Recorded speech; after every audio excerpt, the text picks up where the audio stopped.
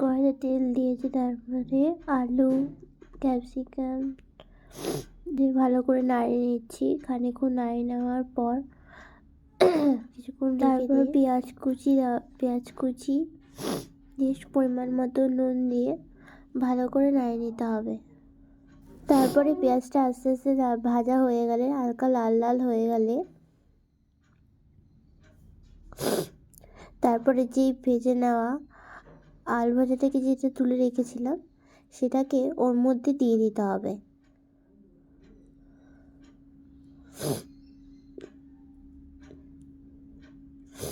দেওয়ার পর ভালো করে নাড়িয়ে নিতে হবে। আপনারা পারলে একসঙ্গেও ভাজতে পারেন। ভালো করে ভেজে নেওয়ার পর সস, চিলি সস,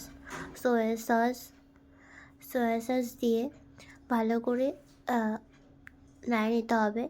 তারপরে নাড়ানোর পর তোমরা আস্তে আস্তে পাস্তাগুলো দিয়ে দিতে পারো, আর তোমরা চাইলে পাস্তা দেওয়ার পরেও দিতে পারো। আমি এইভাবে করলাম।